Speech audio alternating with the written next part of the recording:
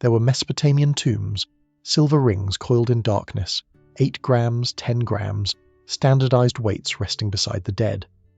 There were Athenian owls scattered across Egypt, 17.4 grams of trust-crossing empires. There were Spanish dollars minted at Potosi, 25.56 grams stamped with Hercules pillars, accepted from Japan to the American colonies. And now there is paper, just paper.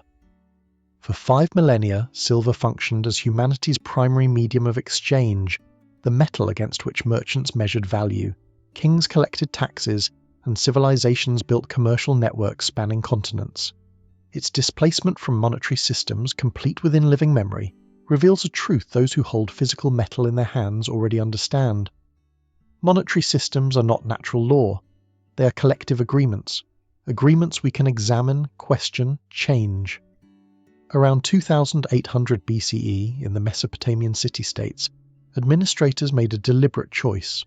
Silver rings and coils, crude by later standards, but revolutionary in their time, were standardized to specific weights. The archives of Ebla record silver payments of 11.75 grams in diplomatic treaties circa 2350 BCE.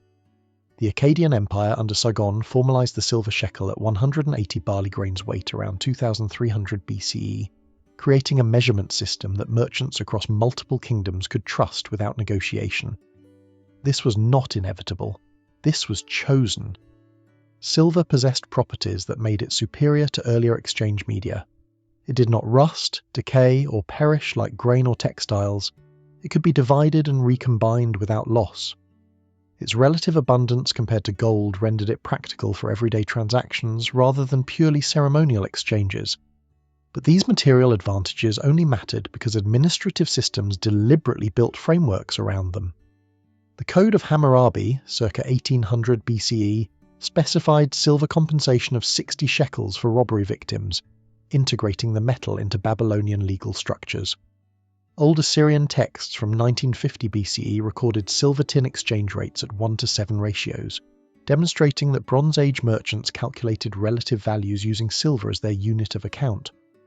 The Mari Palace archives preserve records of silver loans at 33% interest rates during the early 2nd millennium BCE. Not simple barter, sophisticated credit relationships structured around silver denominations. Humanity as a commercial species, and silver became the medium through which that commercialism expressed itself across the ancient world.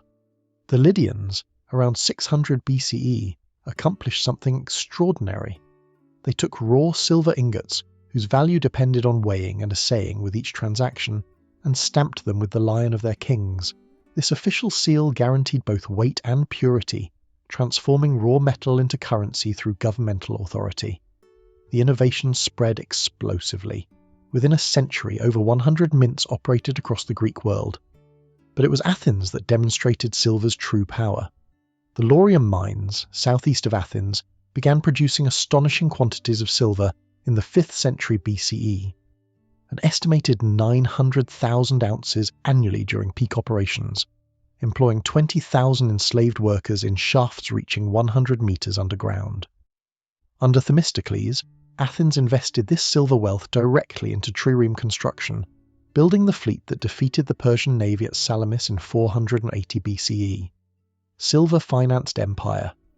The Athenian tetradrachm, the owl coin bearing Athena's image, became the most widely accepted currency from Spain to India by 450 BCE, circulating wherever merchants gathered. These coins democratized wealth in ways earlier systems had not permitted. Unlike bronze tripods or ceremonial objects that only elites could possess, anyone could acquire the ubiquitous owl coins. This accessibility enabled the rise of a merchant class and created economic foundations for expanded democratic participation. The metal that paid for Athens' navy also funded its democratic experiment. When Sparta occupied Decilia in 413 BCE, disrupting Athenian access to Laurium's silver, the resulting economic crisis nearly destroyed Athens itself. Control over silver meant control over power. Rome introduced the silver denarius around 211 BCE during the Second Punic War, deliberately designing it as an instrument of empire. Rome understood what those who've studied currency collapses already know. Empire building requires the trust of traders, the loyalty of legions, and the ability to assess taxes across diverse territories. The denarius, initially containing approximately 4.5 grams of silver, provided that trusted standard.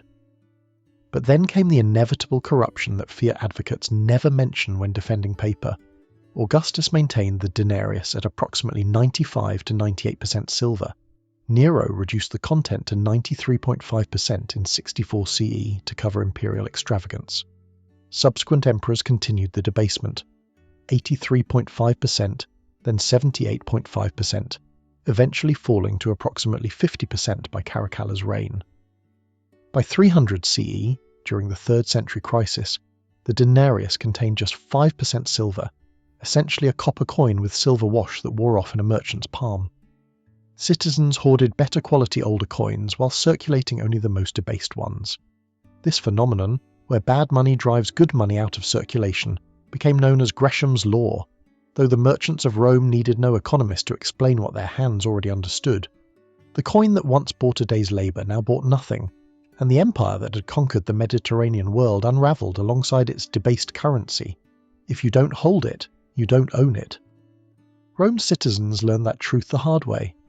As Rome fragmented, the Islamic caliphates introduced the dirham through comprehensive monetary reforms under Caliph Abd al-Malik in 696 CE. These standardized coins, bearing Arabic inscriptions and maintaining 90 to 95% silver purity, created trusted currency that merchants throughout the Islamic world recognized and accepted. The dirham's success exceeded even the Athenian owl's reach. Tens of thousands of Arab silver dirhams minted between the 8th and 11th centuries have been discovered throughout Scandinavia. Over 100,000 examples recovered in Sweden alone. These coins, minted from Spain to Central Asia, travelled thousands of kilometres through Viking trade networks, providing remarkable evidence of medieval globalization built on trusted silver standards. Meanwhile, in early medieval Europe, scientific analysis reveals that 29 English coins minted between 660 and 750 CE contained silver with isotopic signatures matching Byzantine treasure. Elite nobles liquidated hoarded Byzantine silver vessels and jewellery, converting stored wealth into circulating currency, what one scholar termed quantitative easing, by pouring accumulated treasure into commerce. When Byzantine silver supplies dried up around 750 CE, Charlemagne's Carolingian dynasty took systematic control over silver production, distributing metal from the Mel mines directly to mints as float to ensure adequate silver supplies. These were not market forces. These were political decisions about monetary systems. The discovery of enormous silver deposits in the Americas fundamentally transformed global commerce. Between 1500 and 1800, Bolivia, Peru, and Mexico accounted for approximately 85% of world silver production, roughly 7,440 tons extracted from the Western Hemisphere. Potosi in Bolivia, discovered in 1545, produced an estimated 60% of all silver mined globally during the second half of the 16th century. The Spanish expression valor en Potosi, to be worth a Potosi, entered common usage to mean of great value, reflecting the mountain's legendary wealth. By the early 1570s, Potosi's population exceeded 200,000, making it one of the world's largest cities, built entirely around silver extraction. The human cost, indigenous populations compelled into forced labour through the encomienda and mita systems, miners facing severe lead poisoning from cupellation processes, rarely appears in monetary histories, but the silver flowed nonetheless. The Spanish colonial mints produced the real de a ocho, the piece of 8, standardized at 25.56 grams of silver. This coin became the most successful international currency in history up to that point, accepted from Europe to Asia for close to 400 years. When the newly independent United States established its own currency system in 1792, it deliberately modelled its dollar on the Spanish real, adopting the Spanish dollar's weight and fineness standards to ensure international acceptance. The dollar sign itself, that dollar symbol stamped on Federal Reserve notes, derives from the 2 columns of Hercules that appeared on Spanish dollars. The continuity is almost comedic. The symbol survives whilst the substance vanished. Britain's transition from silver to gold standard demonstrates how monetary systems change through deliberate policy rather than natural evolution. In 1717, Isaac Newton, serving as master of the Royal Mint, set the exchange rate between gold and silver at a ratio that overvalued gold relative to continental European prices. The gold guinea was fixed at 21 shillings, creating a gold-to-silver ratio of 15.2 to 1. Gresham's law operated predictably. British merchants found it profitable to send silver abroad for imported goods whilst demanding gold payment for exports. Gold flowed into Britain, silver flowed out. England transformed from a de jure bimetallic standard into a de facto gold standard through price manipulation rather than legislation. Britain formalised this arrangement by officially adopting the gold standard in 1821. Germany followed after defeating France in the Franco-Prussian War in 1871, using the £200 million sterling indemnity received in gold to abandon silver and join the gold standard. The United States changed over de facto in 1873. Over the next 35 years, all major nations except China abandoned silver. The relative value of silver to gold, which had maintained a relatively stable ratio of approximately 15.5 to 1 from the 16th century through the mid-19th century, collapsed. Germany ceased minting silver thaler coins in 1871 just as enormous new silver deposits were discovered in the American West, the Comstock Lode in Nevada during the 1870s. By the 1880s, the gold-to-silver ratio had climbed to 18 to 1. Today, the ratio hovers around 70 to 1, representing an enormous shift in relative scarcity that reflects political decisions far more than geological reality. The Coinage Act of 1873, passed by Congress and signed by President Grant on February 12, 1873, effectively removed the United States from the silver standard by ending official minting of silver bullion into silver dollars whilst maintaining gold dollar minting. This technically subtle but economically profound change passed with minimal public debate. Western mining interests who depended on government purchasing power to absorb their production faced collapsing prices. Farmers, particularly in the wheat belt and cotton belt, suffered as agricultural prices declined in the deflationary environment accompanying silver demonetization. Debtors found themselves required to repay loans with increasingly valuable dollars, effectively increasing their debt burdens. They denounced it as the crime of 73, a conspiracy by Eastern banking interests to maintain deflationary pressure. The accusation contained truth. The act had been deliberately designed to establish a gold standard by figures such as Senator John Sherman, determined to demonetize silver since at least 1867. Most members of Congress did not fully understand they were voting to demonetize silver, and subsequent revelations about the intentional nature of the change fueled populist anger that echoes in modern distrust of central banking. The free silver movement emerged, uniting silver miners, suffering farmers, and debtors who hoped monetary expansion through silver coinage would ease their burdens. The Bland-Allison Act of 1878 restored the silver dollar as legal tender, requiring Treasury silver purchases of $2 million to $4 million monthly.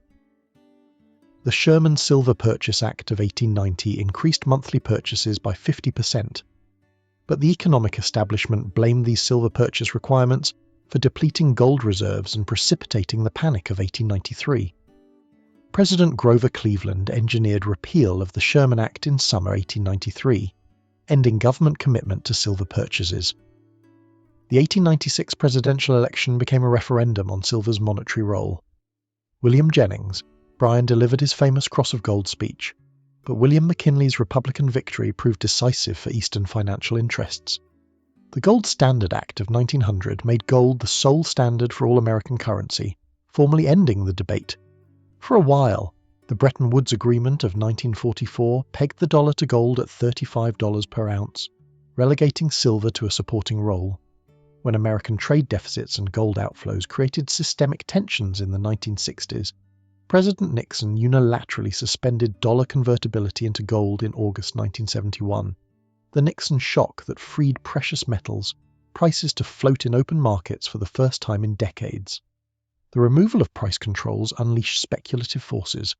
In the late 1970s and early 1980s, the Hunt brothers launched an audacious attempt to corner the global silver market, driving prices to an all-time high of $49.45 per ounce in January 1980, before the scheme collapsed in March 1980's Silver Thursday. The episode demonstrated how far silver's status had fallen, from monetary standard controlled by governments to commodity subject to speculative manipulation by private actors willing to risk capital on price movements. But while silver's monetary importance declined, industrial applications expanded dramatically. Photography drove enormous 20th century demand through silver-halide film. By the early 21st century, electronics emerged as the primary consumer. Silver possesses the highest electrical conductivity of any element, making it essential for circuit boards, solder, switches, and consumer electronics throughout the modern world. Solar photovoltaic technology now consumes approximately 15% of annual global silver supply, as silver paste applied to silicon wafers converts sunlight into electricity. In 2024, global silver mine production reached 819.7 million ounces. Mexico remains the world's leading producer, followed by China, Peru, Bolivia, and Chile. Importantly, silver mining has become increasingly concentrated in lead-zinc mines as byproduct silver rather than precious metal mining. This means silver supply is determined primarily by demand for base metals, rather than by monetary policy or precious metal demand, creating a market dynamic utterly divorced from silver's 5,000-year monetary history. Silver's 5 millennia journey, from Mesopotamian weight standards through Athenian democracy, Roman debasement, Islamic standardization, Spanish global currency, British demonetization, American populist rebellion, and eventual industrial commodity, reveals profound truths about monetary systems that those holding physical metal already understand. These systems are not natural law, they are collective agreements, obscured by institutional complexity and defended by those who benefit from mystification. The Code of Hammurabi choosing silver, Newton's mint ratio draining Britain of silver, the crime of 73 demonetizing silver through technical legislation, the Nixon shock ending Bretton Woods, every transition resulted from deliberate human decisions presented as inevitable economic necessity.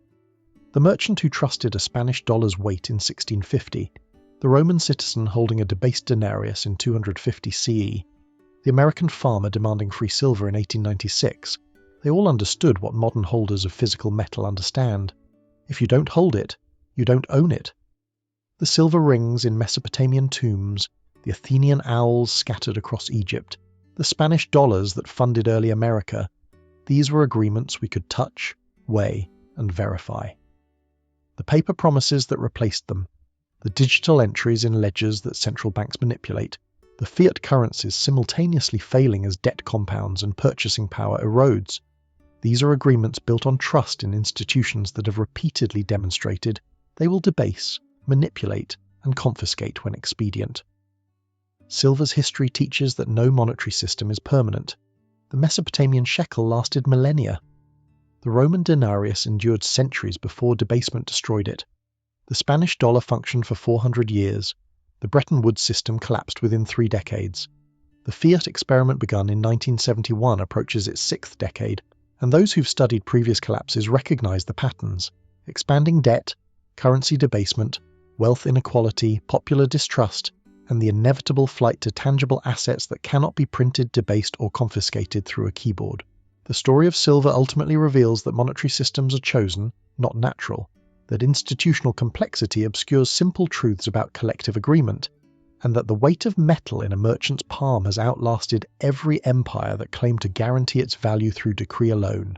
These systems are agreements we can examine, question, and change.